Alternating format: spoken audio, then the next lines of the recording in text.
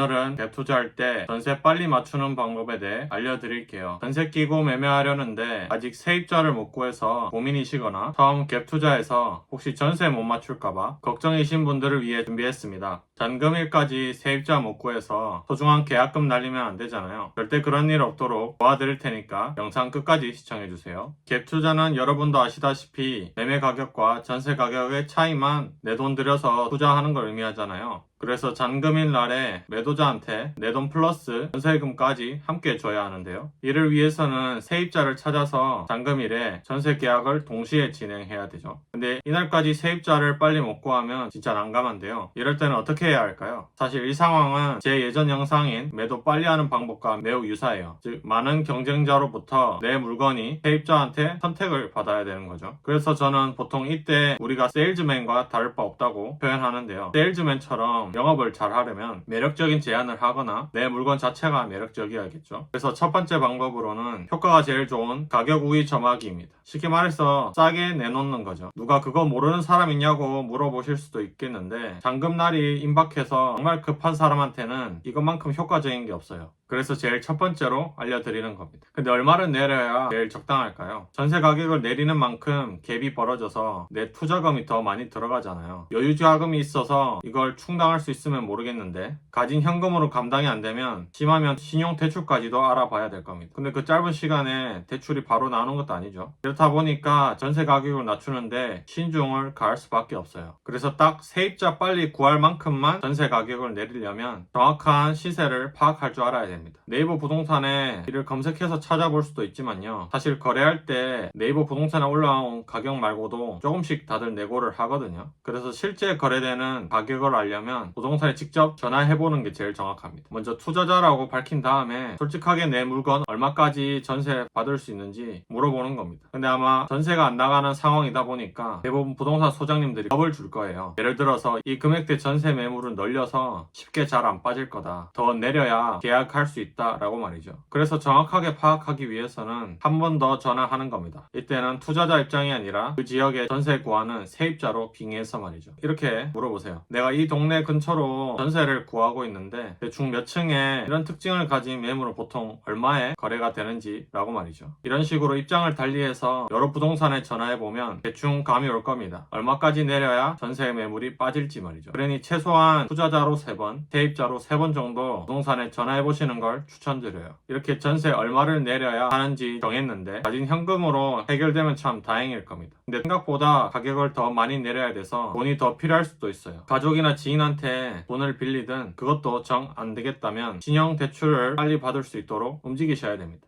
그래야 내 소중한 계약금을 허무하게 날리지 않고 지킬 수 있겠죠. 가격 내리는 거 말고는 또 어떤 방법이 있을까요? 바로 최대한 많은 잠재 고객을 끌어모으는 겁니다. 내 물건을 분명 필요로 하는 사람이 있을 거예요. 근데 그 사람이 내가 이 물건을 파는 거조차 모른다면 안 되겠죠. 그래서 많은 곳에 내 물건을 최대한 알리는 겁니다. 가장 기본적인 거는 투자 물건이 있는 그 동네 부동산뿐만 아니라 그 옆 동네나 그 옆 동네까지 부동산에 연락하는 겁니다. 은근 다른 동네에 있는 부동산으로부터 거래하고 싶은 세입자가 있다는 연락을 받는 경우가 많은데요. 제 지인도 이렇게 연락을 받고 전세를 세팅한 적이 있었어요. 이 방법은 돈 드는 것도 아니고 내가 얼마나 부지런히 행동하느냐에 따라 달려있기 때문에 집에서 고민하기보다는 조금이라도 움직이세요. 근데 부동산에 연락하면 이렇게 말씀하시는 소장님도 계실 겁니다. 요즘은 굳이 이것저것 연락 안 해도 시스템으로 다 연동되어 있기 때문에 나한테만 알려주면 된다고 말이죠. 물론 시스템에 내 물건이 등록되어 있으면 그 지역에 있는 모든 소장님이 내 물건을 볼 수 있겠죠. 근데 그래도 소장님들이 제 물건을 까먹어버리면 아무 의미 없잖아요. 그래서 이 말만 믿고 절대 부동산 한 곳만 연락하시지 마시고요. 최대한 많은 부동산에 연락하세요. 정말 간절한 사람은 10군데까지도 넘게 연락했다고 하더라고요. 그리고 이때 소장님한테 연락하는데 문자로 내 물건의 특징과 잘 나온 사진은 보내주시는 게 좋아요. 전화로 연락했다면 통화 끊고 나서 무조건 문자로 이를 보내주는 겁니다. 왜냐하면 내 물건의 장점과 특징을 제일 잘 아는 사람은 누구겠어요? 소장님이 아니라 바로 나잖아요. 그리고 소장님이 갖고 계신 매물들이 얼마나 많겠어요. 그렇다 보니까 헷갈릴 수 있겠죠. 그래서 내 물건의 장점과 특징을 일목요연하게 정리해서 문자로 보내시고요. 특히 사진은 인스타처럼 깔끔하면서 예쁘게 나올수록 좋습니다. 왜냐면 집을 결정하는데 여성분들의 의견이 매우 중요하거든요. 그래서 인스타용 사진처럼 찍으면 여성분들한테 매력적으로 다가오겠죠. 그리고 세 번째 방법은 내 물건을 수시로 어필하는 겁니다. 소장님이 손님 상대할 때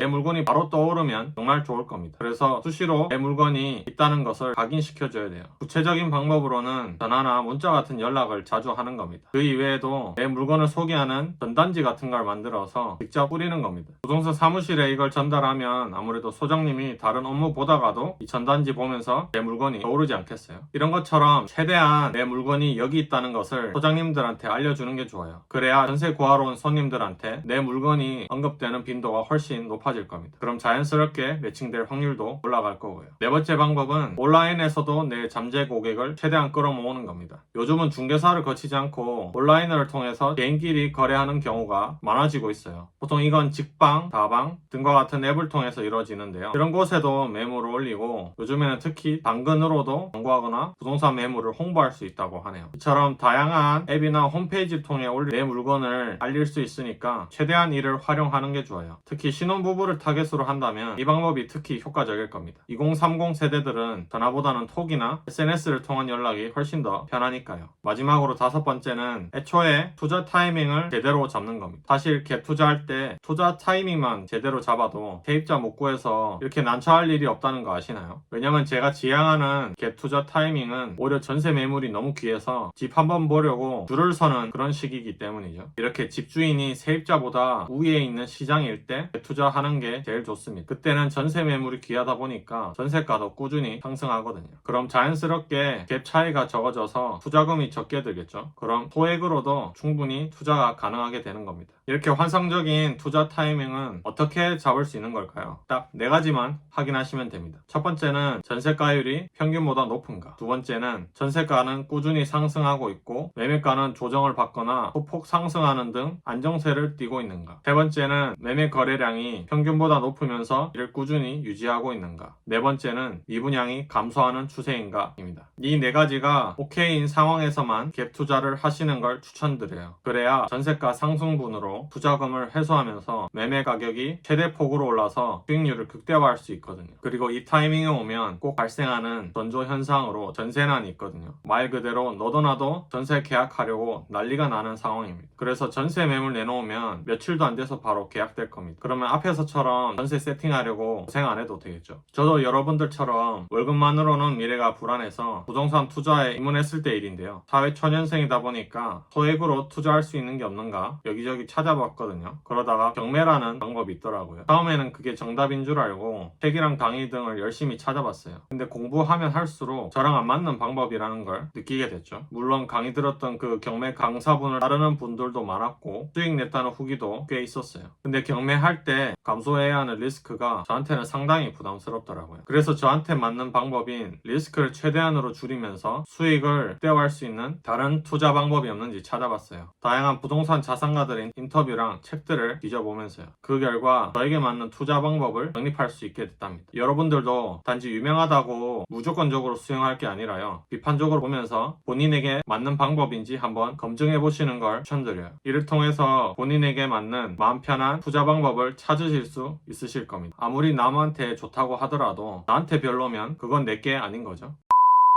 이번 영상을 정리하면 다음과 같습니다. 갭 투자할 때 세입자 빨리 안 맞춰지면 이렇게 해보시는 게 좋아요. 첫째는 가격을 낮추는 겁니다. 근데 마냥 낮추는 게 아니라 딱 전세 빨리 나갈 정도만 낮추는데 이를 위해서는 부동산에 전화해서 정확한 시세를 파악하는 겁니다. 투자자로 3번, 세입자로 3번 전화해보세요. 그리고 두 번째로 최대한 내 물건을 많이 알리는 겁니다. 투자 물건에 있는 동네뿐만 아니라 그 옆 동네 아니면 그 옆 동네까지 최대한 많이 부동산에 연락하세요. 전화를 연락했으면 끝나고 나서 문자로 내 물건의 특징, 장점, 예쁘게 나온 사진도 함께 보내주세요. 세 번째 방법으로는 온라인 상에서도 내 잠재 고객을 최대한 끌어모으는 겁니다. 직방, 다방, 당근마켓 등 여러 사이트와 앱을 활용하세요. 마지막으로는 이런 상황이 오지 않게 투자 타이밍을 제대로 잡는 겁니다. 네 가지 상승 시그널을 확인하고 투자하면 오히려 전세난이 발생해서 전세 매물 보려고 줄을 설 겁니다. 그리고 계약도 금방금방 되겠죠. 이렇게 제가 알려드린 방법으로 전세 빨리 세팅하셔서요. 여러분들의 소중한 계약금 날리는 일 없으셨으면 좋겠습니다. 그리고 성공적인 갭 투자를 통해서 여러분들이 그토록 원하는 월급 외 수익을 얻으셨으면 좋겠습니다. 감사합니다.